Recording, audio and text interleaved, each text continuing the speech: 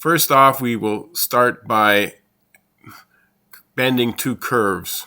Curve 1, curve 2, and bending between the two lines. We can set the points, point A, point B. We can then bend the curve and create. We can mirror the curve and then join the curve and rebuild the curve.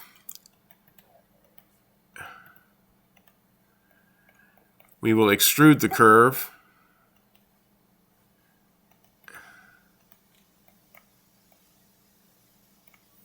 and add caps to the curve. This will give you the first petal of your flower. From there, we will group them together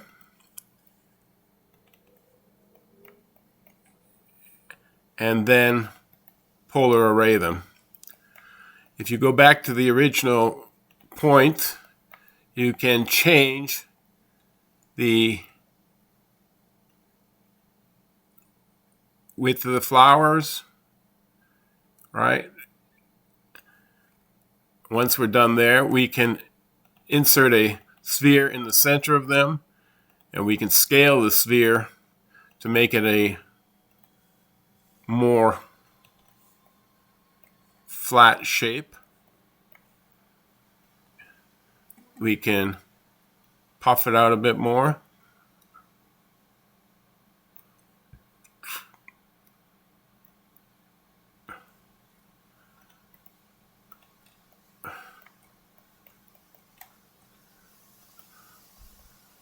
Okay.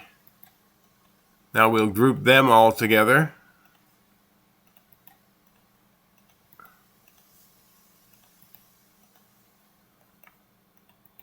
And you can give them color.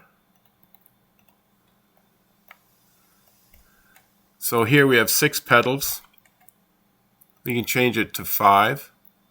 We can change it to, let's go with 7 petals. Okay.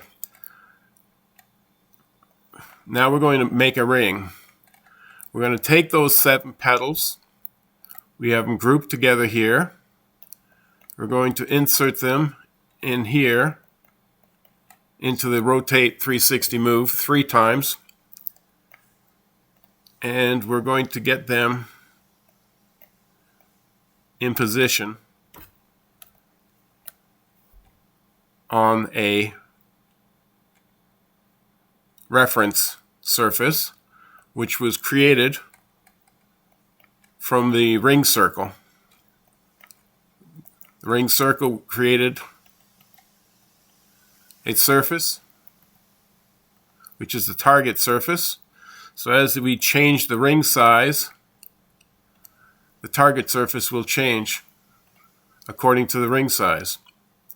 So will the reference surface in length based on the input of the ring size. This will allow us to bend and flow the flowers, which are in 3 different positions. Right here, we added the petals as a group in 3 different positions, and we can move those positions around slightly. In 3-dimensional space, we can move X, we can move Y, and we can move Z direction too. So if we want to stagger these flowers, we can stagger the flowers as well. We're going to leave them right there for now. Okay, once we have them, we're putting them together. We're going to orient them to the ring surface.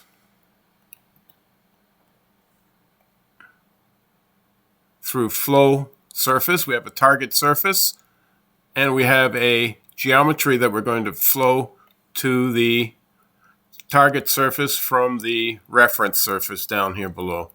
Okay? And in that case, we can color them, but we put them through, hang on, let's turn this off. Let's turn this off. So now we've ungrouped them, and we've taken the geometry and we have polar arrayed it on that surface. We can polar array it again, more or less. We're going to go with 4 for now.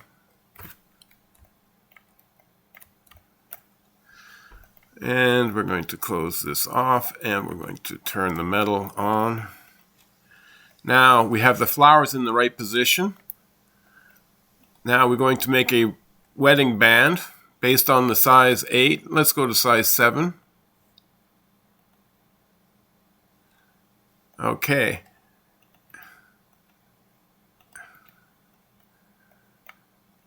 We have created a wetting band that's offset by 8.3 millimeters.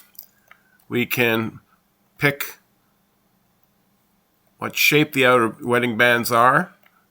We can change the width of the bands. We can change the height of the bands. From here, we can change any profile we want. We can even do a custom profile. So you can draw a line anywhere in 3-dimensional space, input it in here to custom profile, and it will make that outer shape the custom profile that you prefer. All right.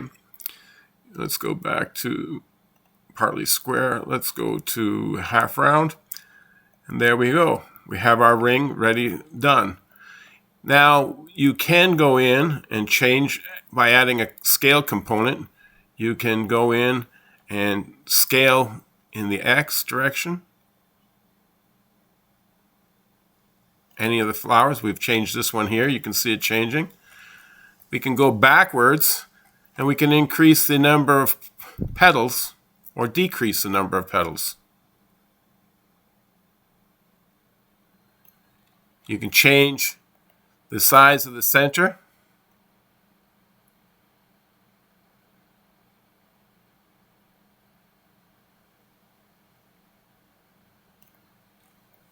We can change the shape of the petals.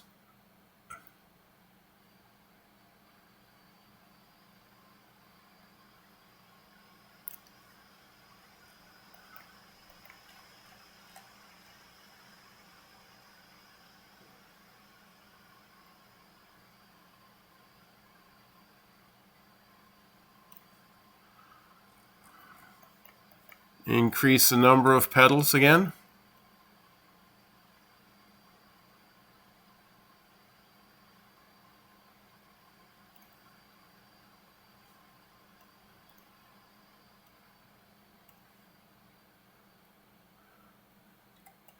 And there you have it. Everything is variable, everything is movable.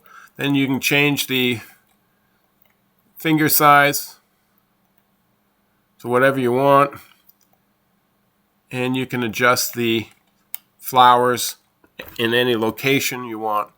We can even make this referenceable to a target surface and scale these automatically based on the target surface, based on the reference surface scaling between the two.